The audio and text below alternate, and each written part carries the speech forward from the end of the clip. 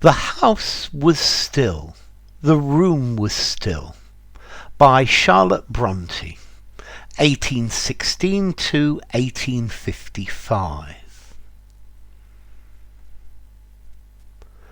The house was still, the room was still, 'twas eventide in June. A caged canary to the sun then setting trilled a tune. A free bird on that lilac bush outside the lattice heard.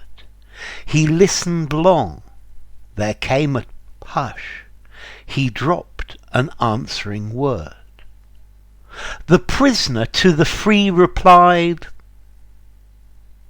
That's where it ends. Okay, so this little poem is by Charlotte Bronte. She's the eldest of the Bronte sisters. She is the one that lived the longest. She's most famous for her novel Jane Eyre. She came from Yorkshire. So what's this about? Well, this poem is about a canary in a cage that sings to another bird outside which is free. And the idea of the poem is for you to wonder what the two birds are talking about, because the two birds, it's evening and evening's coming down, and this is the time when birds tend to sing. And this gives you an idea that there's a conversation between the two birds, and it's making you wonder what the caged bird and the free bird might say to each other. So let's see. The house was still, the room was still. Okay, so everything is quiet. I think if the house is still and the room is still, then I don't think there are any people about, because people are never still. Even if they're sleeping, there's movement. And notice this hyphen or this dash, because this is something she's used throughout this poem. Yeah? So the house was still, the room was still. There's nobody in the house, there's nobody in the room. It was eventide in June. So eventide. Tide talks about time. Eventide is evening in June. A caged canary to the sun then setting trilled a tune. Sorry. So a canary in a cage sang a song, and the sun was then setting. So the sun is going down. So I think the idea of a canary in a cage, well, that's quite sad. And the sun's setting, it's the end of the day. Maybe the canary is asking the sun not to go. Yeah? It's the end of the day. A free bird on that lilac bush outside the lattice heard. Okay, so the canary in the cage sang a song, and there's a free bird on that lilac bush. So a lilac bush, I think a lilac bush, the lilac is the type of plant, and it's June, so the lilac would be flowering as well. And there's a free bird, and it's interesting the choice of this over that.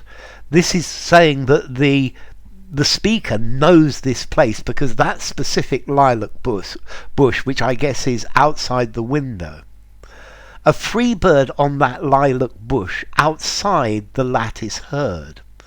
So the lattice is where things join together, but this is referring to the cage that the canary is living in.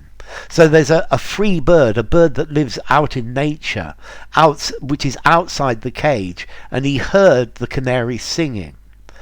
He listened long. So this free bird, it listened to the canary's song.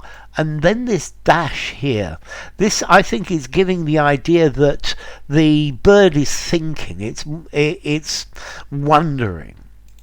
There came a hush. He dropped an answering word. Okay, so He listened, and then he thought about it, and then he answered the canary. Okay, and then there is more thought. The prisoner to the free replied.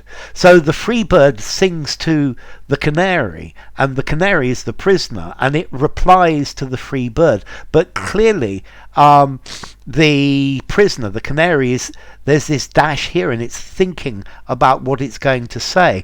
And the poem stops here.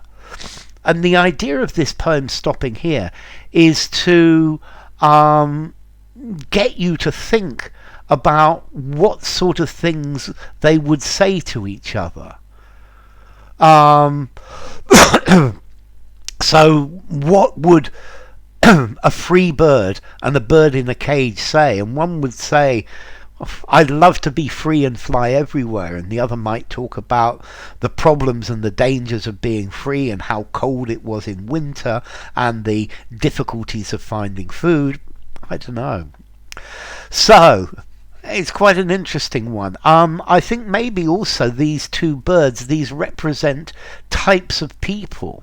Yeah, that you could have somebody who is free to do what they want, and somebody who is a caged bird, somebody who is loaded with responsibilities and can only do certain things because that is meeting their responsibilities. But you could look at these two birds as metaphors of humans in many different ways. So enough.